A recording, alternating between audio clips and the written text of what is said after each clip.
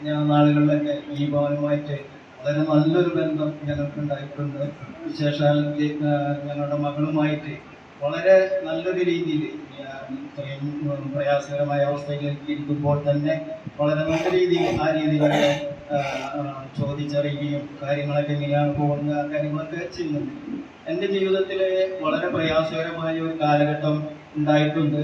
ആ കാലഘട്ടത്തിൽ ജിമ്മിച്ചേട്ടൻ ഞങ്ങളെ വളരെ സഹായിക്കുകയും ഞങ്ങളെ കരുതുകയും ഒരു കരുണയുള്ള മൂപ്പനായിരുന്നു ജിമ്മിച്ചേട്ടൻ എന്നുള്ളത് വളരെ വ്യക്തമായി പറയുവാൻ ഞാൻ ആഗ്രഹിക്കുകയാണ്.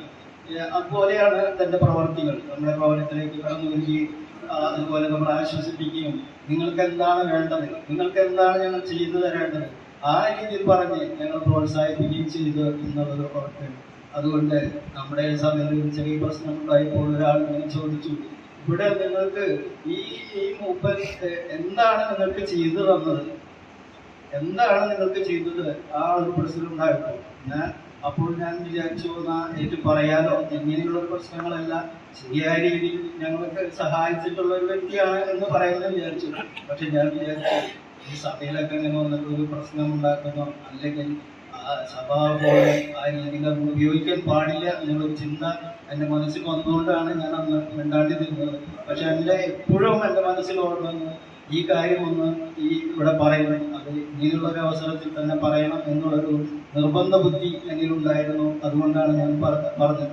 പിന്നെ ഞങ്ങൾക്ക് 2 സ്ഥാപനങ്ങൾ, ഒരു സ്ഥാപനം ഇവിടെ വളർക്കാവുന്ന ജിമ്മിച്ചേട്ടനാണ് പ്രാർത്ഥിച്ച് ആ കാര്യങ്ങൾ ഉദ്ഘാടനം ചെയ്തത്. അതുപോലെ തന്നെ അവിടെ മൂർക്കിനിക്കലുണ്ടായിരുന്ന ആ സ്ഥാപനം ജിമ്മിച്ചേട്ടൻ തന്നെയാണ് പ്രാർത്ഥിച്ച് ഉദ്ഘാടനം ചെയ്തത്. അപ്പോൾ എന്നോട് ഈ വ്യക്തി പറഞ്ഞു, ഈ പ്രാർത്ഥിച്ചതുകൊണ്ട് നിങ്ങളുടെ ഈ സ്ഥാപനം നശിച്ചു പോവുകയുള്ളൂ, അതുകൊണ്ട് നിങ്ങൾ ആ രീതി എന്നോട് നേരിട്ട് പറഞ്ഞതാണ്, അല്ലാണ്ട് മറ്റുള്ളവരോട് പറഞ്ഞ കാര്യമല്ല, അതുകൊണ്ട് ഇത് പൊളിഞ്ഞു പോകും, ഈ കാര്യങ്ങൾ പ്രശ്നങ്ങൾ ഉണ്ടാകും എന്ന് പറഞ്ഞു. അപ്പോൾ ഞാനൊന്നും പറഞ്ഞില്ല. അപ്പോൾ ആ കാര്യങ്ങളൊക്കെ ഉണ്ടായി. എന്നാൽ 7 വർഷക്കാലം വളരെ പ്രയാസകരമായ ഒരവസ്ഥയിലൂടെ ഞങ്ങൾക്ക് ഈ സ്ഥാപനം മുന്നോട്ട് പോകേണ്ടിയിരിക്കുന്നു. എങ്കിലും ദൈവം ഞങ്ങൾ സഹായിച്ചു.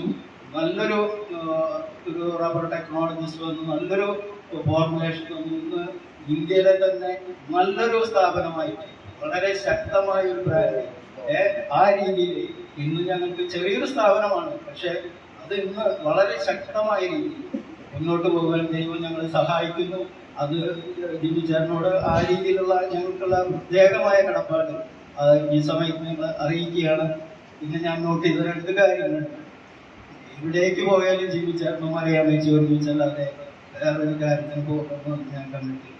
അതുപോലെ തന്നെ നമ്മുടെ പ്രാർത്ഥന യോഗങ്ങൾ കടന്നു വരുമ്പോൾ ഒരു മുടക്കം കൂടാതെ കൃത്യമായി എല്ലാ യോഗത്തിനും കടന്നു വരുന്നൊരു പതിവ് ഞാൻ കണ്ടിട്ടുണ്ട്.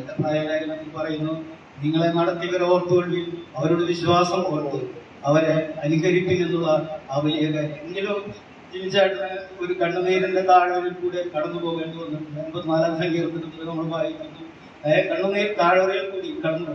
അപ്പോൾ തന്നെ അവിടെ പറയുന്നുണ്ട്, ബലം നിന്നിലുള്ള മനുഷ്യൻ ഭാഗ്യവാൻ, ഇങ്ങനെയുള്ളവരുടെ മനസ്സിൽ സിയോനിലേക്കുള്ള തിരുവഴികൾ ഉണ്ടാകുന്നുണ്ട്. ദൈവത്തിന് തന്നെ അതിന് കാരണം, ആ ബലമുണ്ടാകുവാൻ കാരണം എന്താണ്? പത്രോസിന്റെ വായിക്കുന്നു, ജീവനുള്ളതും നിലനിൽക്കുന്നതുമായ ദൈവവചനത്താൽ തന്നെ വീണ്ടും ജനിപ്പാൻ ഇടയായി. മാത്രമല്ല ക്ഷയം, മാലിന്യം, വാട്ടം എന്നിവയില്ലാത്ത അവകാശത്തിനായി തന്നെ വീണ്ടും ജനിച്ചിരിക്കുന്നു. ആ അവകാശത്തോടു കൂടി തന്നെ സിയോനിലേക്ക് നമ്മുടെ ജിമ്മിച്ചേട്ടൻ വളരെ സന്തോഷത്തോടു കൂടി പ്രവേശിച്ചിരിക്കുകയാണ്. ഇന്ന് വളരെ നമുക്ക് സന്തോഷിക്കാം. ആ വലിയ ബലത്തോടു കൂടി തന്നെ മുന്നോട്ട് പോയിക്കൊണ്ടിരിക്കുകയാണ്. അപ്പോൾ തന്നെ നമ്മൾ ഫിലിപ്പിയ ലേഖനത്തിൽ നമ്മൾ വായിക്കുന്നു, നമ്മുടെ പൗരത്വം സ്വർഗത്തിലാണ്, അവിടെ നിന്ന് നമ്മുടെ കർത്താവായി യേശു ക്രിസ്തു രക്ഷിതാവായി വരുമെന്ന് നമുക്ക് കാത്തിരിക്കുന്നു. അതേ തന്റെ വ്യാപാര ശക്തി കൊണ്ട് നമ്മുടെ താഴ്ചയുള്ള ശരീരത്തിന് തന്നെ മഹത്വമുള്ള ശരീരത്തോട് അനുരൂപമായി രൂപാന്തരപ്പെടുത്തുമെന്നുള്ള ആ വലിയ വചനത്തിനായി നമുക്ക് ദൈവത്തെ സ്തുതിക്കാം. ദുഃഖത്തിലായിരിക്കുന്ന പറയാമെച്ചി മക്കളെ തുടർന്ന് നമുക്ക് പ്രാർത്ഥനകൾക്ക് നല്ലൊരു ശുശ്രൂഷ ലഭിക്കാൻ ദൈവം ഇടയാക്കട്ടെ. ഇങ്ങനെയുള്ള സഹോദരി സഹോദരന്മാർ നമ്മുടെ മധ്യത്തിൽ ധാരാളമായി ഉണ്ടാകുക.